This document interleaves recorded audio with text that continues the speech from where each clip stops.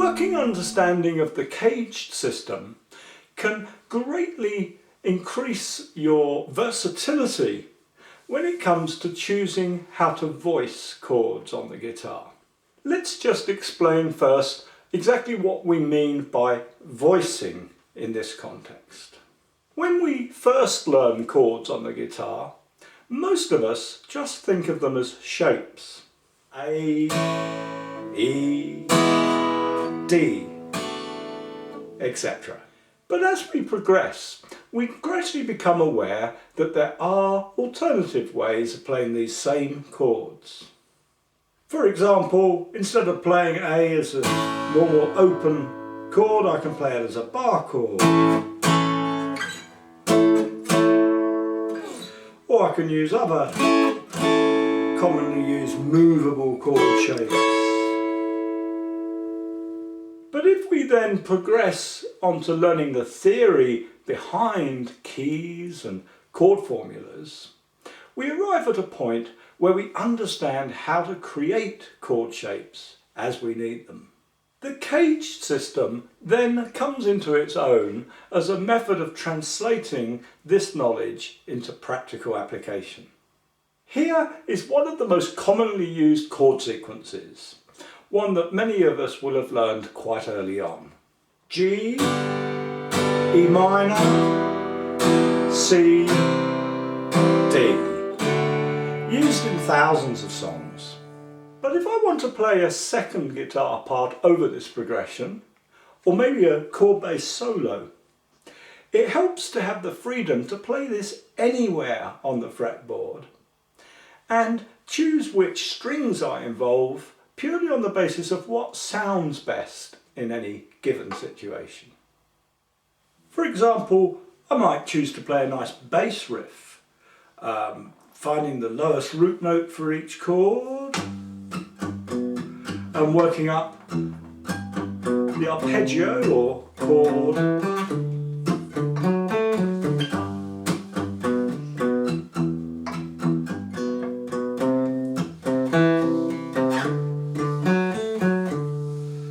So there, for the G chord, I'm working inside the E shape.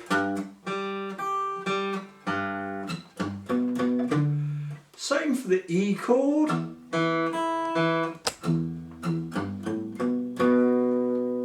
But for the C chord, I switch to the A shape.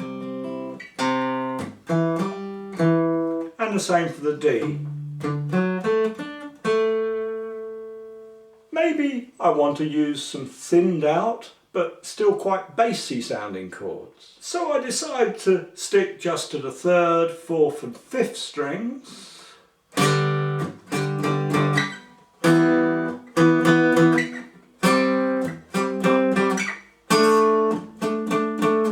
So this time I start using the E shape for the G chord. Then I switch to the A shape for the E minor. Then back to the E shape for the C chord. And stick with that for the E chord.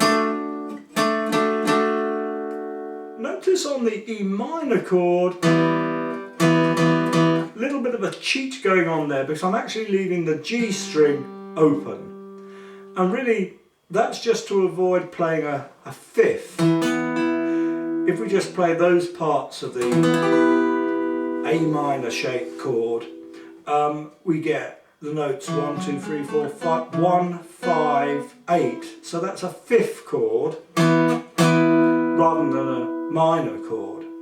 To make it minor, I need to turn that note, which at the moment is an E, into a G.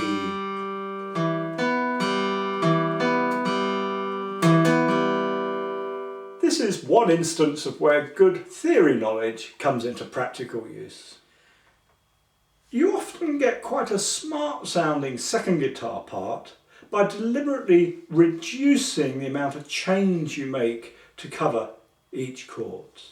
So for example, if I start with, on the G chord, I'm just using strings 2, 3 and 4 in that E position again.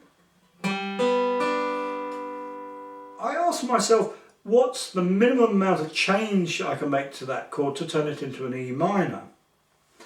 And we can achieve that just by adding this note here, which gives us a C-shaped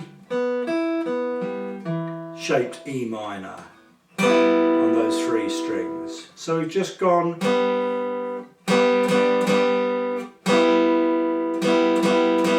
minimum amount of change. I've kept those 2 strings the same, only altered the note on that 2nd string from the 3rd to the 5th fret.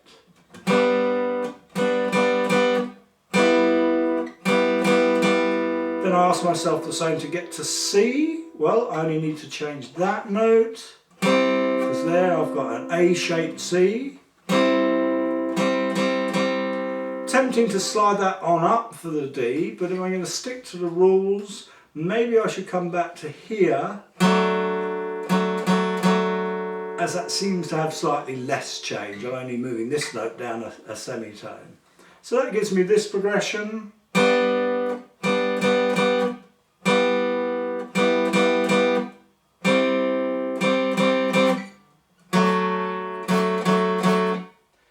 Translating this principle of minimizing change to the process of playing chord-based guitar solos can help you emulate some of the great lead players like Mark Knopfler and Joe Walsh.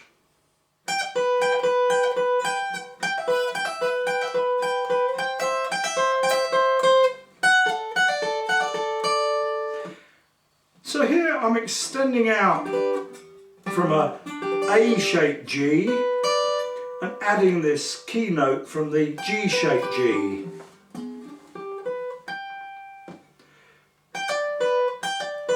By way of a pull-off.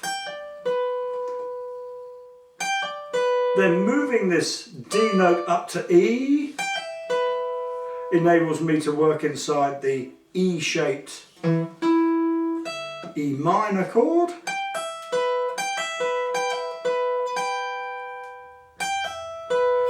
Then I only need to change that B up to C to be part of the C-shaped C chord. And then, again, thinking minimum amount of movement, G down to F sharp, and barring across there to give us our D chord. So again, that's kind of extending out from the E-shaped D chord and adding that extra major third up there. You'll hear this approach used to solo over the chords in Sultans of Swing towards the end of the song, and also in Hotel California. After a little while spent getting used to this approach to playing guitar, you'll soon find your knowledge of the fretboard firming up. Of course, you have to study the music theory to the point where chord formulas are well understood. But providing you follow a step-by-step approach to this, I think you'll find this is much easier and more fun than it sounds. So if you really want to master the guitar, I urge you to follow our guitar music theory course and get those elements of the CAGED system and chord formulas to a stage where they become really useful weapons. If you enjoyed this lesson, please click on the like button if there is one, or leave a comment. And do feel free to share the video with your friends. And if you'd like to access all our guitar teaching materials, please visit the secretguitarteacher.com site and take a free look round at what's available there. See you again soon.